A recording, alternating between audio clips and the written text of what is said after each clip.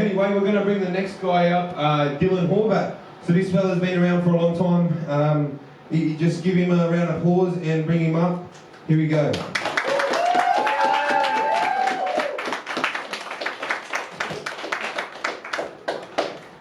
This is not a gang walk, I am in a lot of pain. I'm the DEI hire for tonight. And I'm aware we have a Chinese comedian too. So anyway, who's drinking tonight? Yeah. Sweet, who's doing drugs tonight? Oh, okay, so not just me and Gussie. I'm staying sober tonight. I'm not a big into drugs. I never even tried a single drug till I was 25. This is back in January 2018 when I smoked weed for the first time. A month later, I tried acid for the first time.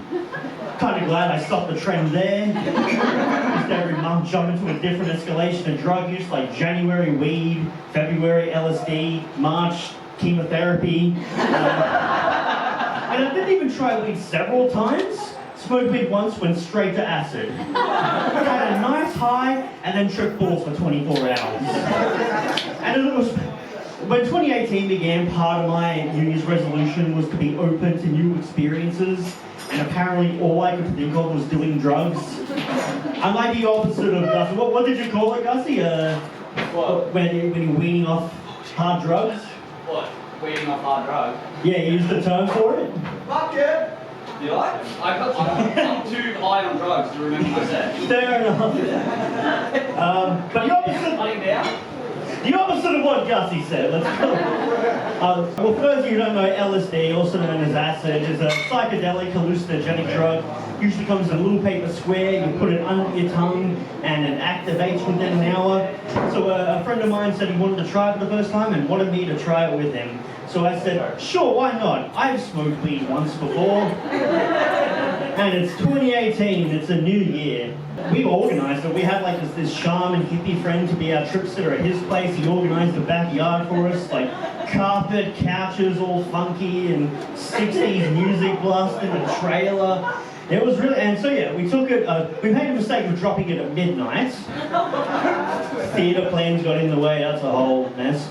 But seriously, the first couple of hours were really cool. It made me feel amazing, really euphoric, elated, and the hallucinations were cool. Like my friends turned into animals, a bar of soap turned into a baby ogre, a statue of a cat turned into a real cat with fur and everything.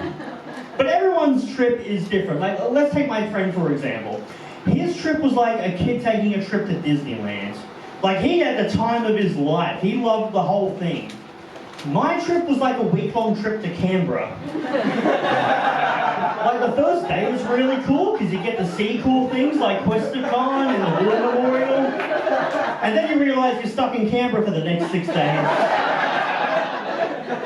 So a few hours in, I hit the peak, and I start freaking out about everything. Like, at one point, I'm just holding onto a chair, right? And then I go to walk away, feel the tug of my arm, and I freak the fuck out because I forgot I was holding onto a chair. So apparently it gets rid of your object permanence or something. And apparently it makes you really existential and nihilistic too. So maybe walking past a graveyard at 4 a.m. wasn't the best idea. Walking to 7-Eleven and this old man just turned into this like troglodyte creature. Every car had police beacons for some reason. But then by 6 a.m, me and my we calmed down. We're only calmed down now. So we're just enjoying watching the sun come up together. Just staring at the sun, forgetting what the sun is, I guess, because we're just staring at it, permanently damaging our retinas. But another thing about that day is I had plans to go to an engagement party at the Botanic Gardens in Wollongong at 12 p.m. So at 11 a.m. hits and like, I'm alright, I'm not hallucinating anymore. I feel a little bit droopy in the body, but that's okay. So I decided I was alright to drive. I drove on the freeway like it was a school zone. Like if it was a busy school zone where kids were actually crossing. I very slowly dropped my Disneyland friend home. He has a shower and goes right to sleep. He had the best time. I picked another friend up and I drive to the Botanic Gardens, which must have like an acid activation field around it. Because as soon as I get in there, I start seeing shit again. Like a banana peel on the ground just turned into a moving slug. I saw a person made out of bark walk out of a tree. my friend started getting green skin and his face turned into, I can only describe it as a racist cartoon of a Chinese man. Then a duck walked up to us, and in my fucked up mind then and there, I thought it might be funny to fart on the duck. So I turned around, bent over, and I farted on that duck. It was a huge fart too. My friend's laughing his ass off, the duck gets freaked out and waddles away. But the thing about acid is like every feeling is really enhanced and intensified. So I did only fart, but I was under the impression that I just shat myself then and there. Like I felt diarrhea running down the back of my leg and everything. I love how people on acid are usually like, oh, everything about the world is amazing. I'm at one with nature. I just changed my entire outlook of my whole life and future. Me on acid is like, oh, I think I just shit myself. Then we find the engagement party finally, and I'm just trying to, you know, be normal, be cool, but then someone comes up and starts talking to me. I'm just trying to keep eye contact with everyone, but this woman had sunglasses. So that freaks me out. Then then I had to, like, you know, give money to the person organising the gifts for the engaged couple. I give her a $20 note, she jokingly goes, oh, thanks for the drug money. So that freaks me out. And then we actually have to stand there and just listen to the engaged couple do their speeches and their family. Can't move at all, can't say a word, so that freaks me out. That had nothing to do with the acid, that's just me as a person. But then, yeah, so eventually I went to another mate's place, crashed at midnight, and woke up feeling 100%. And have never done acid since.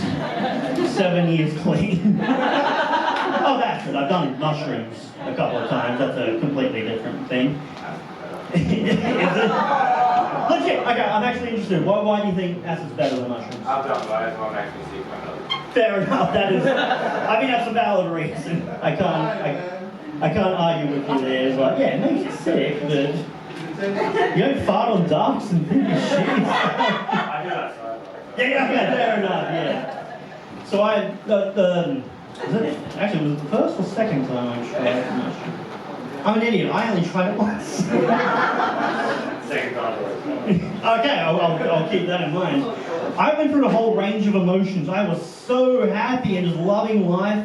Then eventually I was just sitting in the bathroom crying, like really depressed, like really suicidal.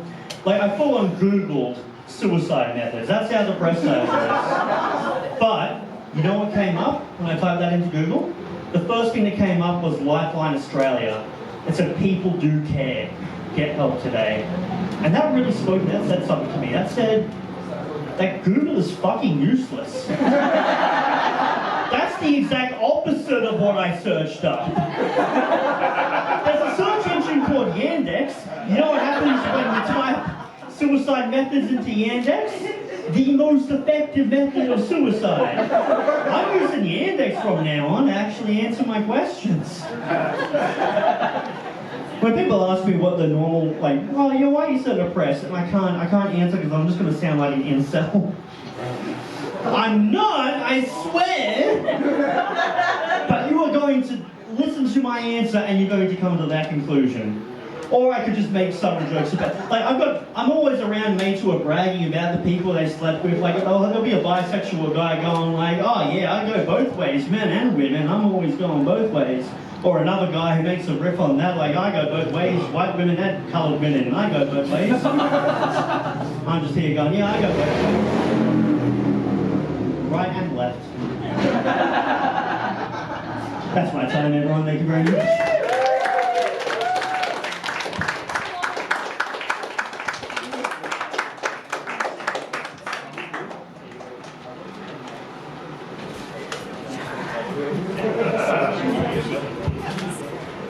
No, I don't usually get into this, you know, these drug stories. But it seems like the first two guys, that's all that's been going on. So I just thought I'd